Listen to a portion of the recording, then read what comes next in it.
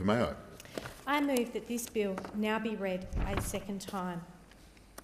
Mr Deputy Speaker, the Royal Commission into Aged Care Quality and Safety and recently the National Ageing Research Institute, known as NARI, have confirmed what we already know. That is, as we age, most Australians want to stay in our home for as long as we can.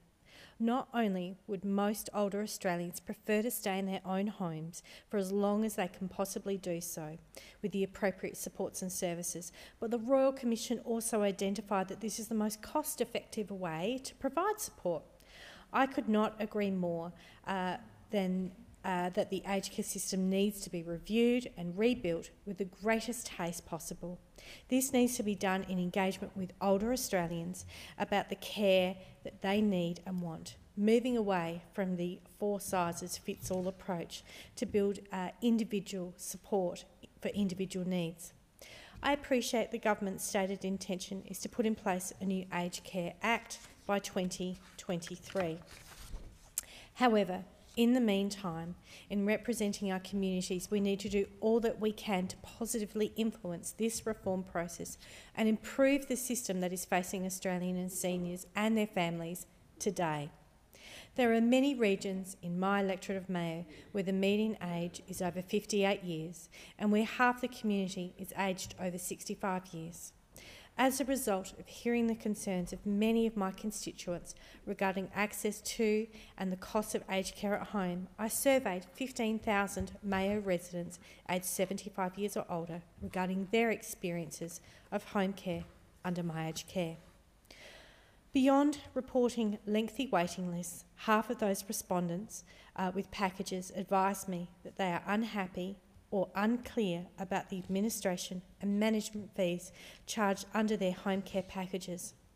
Half of those with packages reported that there had been no change to their package over time, and yet many were paying the same hefty management fees on their static package month after month.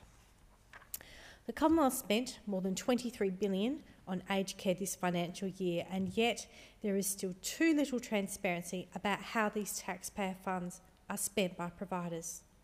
The Royal Commission into Aged Care Quality and Safety received evidence that the average amount of support for an older Australian on a $52,000 per annum level 4 package was just 8 hours and 45 minutes each week.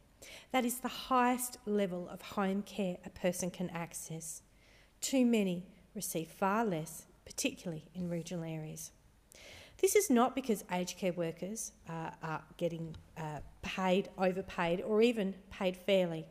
As I have discussed on several occasions in this place, we need to address the fact that the workers providing valued care to our older Australians are unjustly being paid 25% less than workers in the disability sector. I heard from Margaret this year, who reported that after she refused provider charges of $800 per month to manage 4 hours of care per week, she was offered a private arrangement of approximately $60 per hour by the provider, who planned to pay her carers only $28 an hour. She now engages a private cleaner at $30 an hour. Margaret is managing this herself because of her concerns that older Australians are being thoroughly taken advantage of, and that this is preventing others from accessing the care that they need. The great challenge is while there is an option for people to self-manage, many just don't have the capacity to do so. Another elderly woman has contacted me to say that she needs far more care than she currently receives. She managed to secure a level 2 package worth $1,270 per month. $575 of that money is taken out in administration and management fees. This represents nearly half of her package, which does not directly contribute to the much-needed care that she needs and deserves. They are sadly not isolated examples, as one constituent explained. The problem we often wonder about is how they arrive at their exorbitant fees and charges on top of the costs that they add to the services they do provide. Home care providers already have a legislative responsibility to keep package management fees and business costs to reasonable amounts. Clearly, some home care providers believe that taking 45% of a person's package is reasonable. My community and I beg to differ. If passed, this bill will require providers to identify the amount of a participant's home care fees, which is directly attributable to the costs of administering and managing the provision of aged care in the home. Other components may not be inflated or padded with additional administration and management fees. Fees for administration and management will be capped at 25% of lower level packages and 20% at higher level home care packages. That is reasonable. This bill also prohibits approved providers charging exit fees, which in mid-2019 averaged at $225 for a published maximum exit amount when a recipient of home care wished to leave the home care service and perhaps go to another one. This will give older Australians greater autonomy to exercise their choice of provider based upon their satisfaction of the services and fees charged for their care. This bill also requires providers to give prospective care recipients a list setting out comparable home care fees for at least 5 approved providers of the care sought in the area in which the recipient is seeking care. If there are fewer than 5 such providers of the care sought in that area, a list of fees must be provided for all approved providers that are delivering that service.